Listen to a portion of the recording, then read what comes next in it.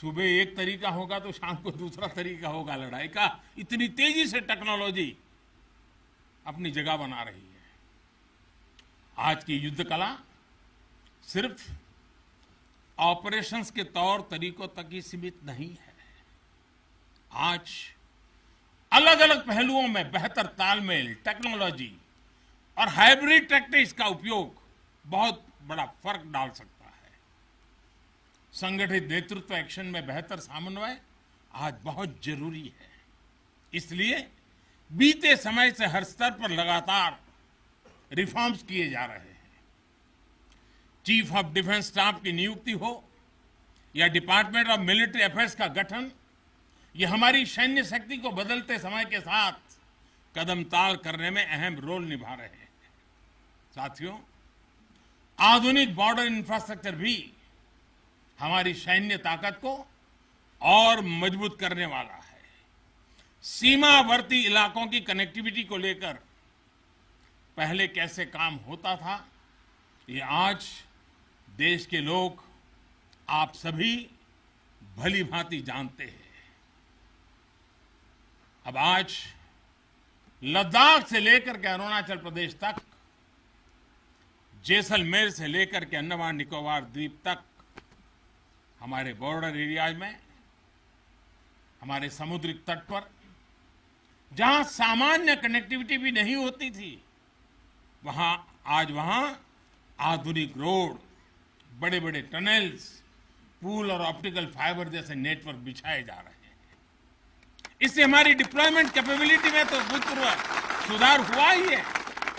सैनिकों को भी अब बहुत अधिक सुविधा हो रही है। साथियों, नारी शक्ति को नए और समर्थ भारत की शक्ति बनाने का गंभीर प्रयास बीते 7 सालों में हर सेक्टर में किया जा रहा है। देश की रक्षा के क्षेत्र में भी भारत की बेटियों की भागीदारी अब नई बुलंदी की तरफ बढ़ रही है। नेवी और एयरफोर्स में अग्रिम मोर्चों पर तैनाती के बाद अब आर्मी में भी महिलाओं की भूमिका का विस्तार हो रहा है।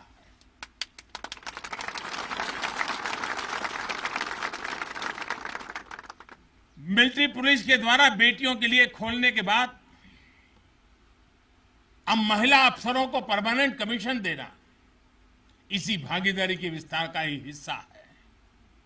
अब बेटियों के लिए नेशनल डिफेंस एकेडमी, राष्ट्रीय मिलिट्री स्कूल और राष्ट्रीय इंडियन मिलिट्री कॉलेज जैसे देश के प्रीमियर मिलिट्री संस्थानों के दरवाजे खोले जा रहे हैं।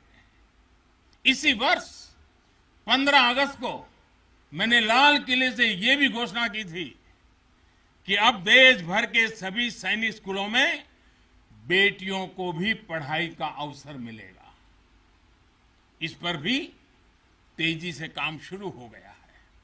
साथियों, मुझे आप जैसे देश के रक्षकों की वर्दी में केवल अथाह सामर्थ्य के ही दर्शन नहीं होते। मैं जब आपको देखता हूं तो मुझे दर्शन होते हैं अटल सेवा भाव के, अडिग संकल्प शक्ति के और अतुलनीय संवेदनशीलता के। इसलिए भारत की सेना दुनिया की किसी भी दूसरी सेना से अलग है। उसकी एक अलग पहचान है। अब विश्व की शीर्ष सेनाओं की तरफ एक प्रोफेशनल फोर्स तो है ही, लेकिन आपके मानवीय मूल्य, आपके भारतीय संस्कार आपको औरों से अलग एक असाधारण व्यक्तित्व के धनी बनाते हैं। आपके लिए सेना में आना एक नौकरी नहीं है। पहली तारीख को तनख्वाह आएगा इसके लिए नहीं आए आप लोग। आपके लिए सेना में आना एक साधना है, साधना। जैसे कभी ऋषि मुनि साधना करते थे ना, मैं आपके हर एक के भीतर वो साधक का रूप देख रहा हूं। और आप मां भारती की साधना कर रहे हैं।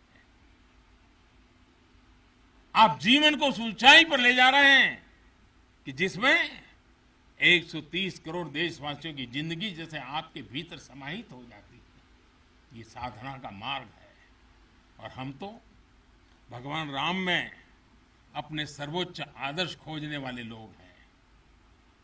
लंका विजय करने के बाद भगवान राम जब अयोध्या लौटे थे तो यही उद्घोष करके लौटे थे, अपि स्वर्णमयी लंका न मे लक्ष्मण रोचते, जननी जन्मभूमिश्च स्वर्गादपि गरीयसी। यानी सोने और समृद्धि से भरपूर लंका को हमने जीता जरूर है, लेकिन हमारी ये लड़ाई हमारे सिद्धांत और मानवता की रक्षा के लिए थी।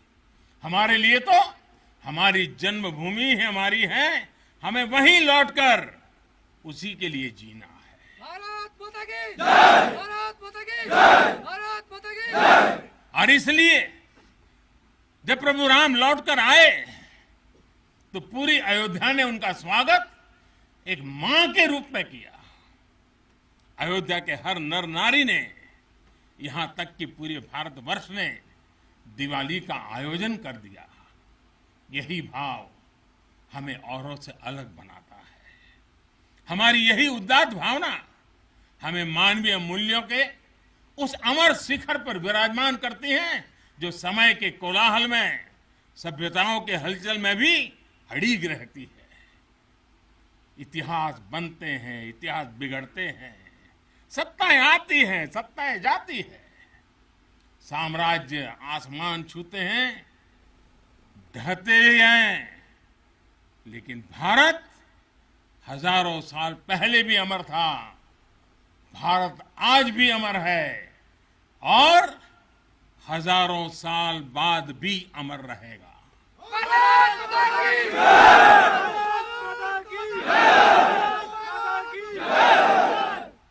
हम राष्ट्र को शासन, सत्ता और साम्राज्य के रूप में नहीं देखते। हमारे लिए तो ये साक्षात जीवंत आत्मा है।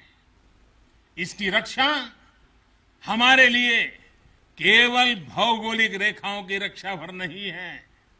हमारे लिए राष्ट्र रक्षा का अर्थ है इस राष्ट्रीय जीवंतता की रक्षा, राष्ट्रीय एकता की रक्षा और राष्ट्रीय अखंडता की रक्षा। इसलिए हमारी सेनाओं में आकाश छूता शौर्य है तो उनके दिलों में मानवता और करुणा का सागर भी है। इसलिए हमारी सेनाएं केवल सीमाओं पर ही पराक्रम नहीं दिखाती, जब देश को जरूरत पड़ती है तो आप सब आपदा, विपदा, बीमारी, महामारी से देशवासियों की हिफाजत के लिए मैदान में उतर आते हैं। जहां कोई नहीं पहुंचे वहां भारत की सेनाएं पहुंचे। ये आज देश का एक अटूट विश्वास बन गया है। हर हिंदुस्तानी के मन में से ये भाव अपने आप प्रकट होता है। ये आ गए ना, अरे चिंता नहीं, अब हो गया। ये छोटी चीज नहीं, आप देश की अखंडता और सार्वभौमिकता के प्रहरी हैं। एक भारत श्रेष्ठ भारत के संकल्प के प्रहरी हैं। मुझे पूरा भरोसा है कि आपके शौर्य की प्रेरणा से हम अपने भारत को शीर्ष ऊंचाइयों तक लेकर जाएंगे। साथियों, दीपावली की आपको भी शुभकामना है, आपके परिवारजनों को शुभकामना है और आप जैसे वीर बेटे बेटियों को जन्म देने वाली उन माताओं को भी मेरे प्रणाम है। भारत माता की जय, भारत माता की जय, भारत माता की जय। मैं फिर एक बार आप सबको दीपावली की अनेक अनेक शुभकामनाएं देता हूं। मेरे साथ पूरी ताकत से बोलिए, भारत माता की जय, भारत माता की जय, भारत। धन्यवाद।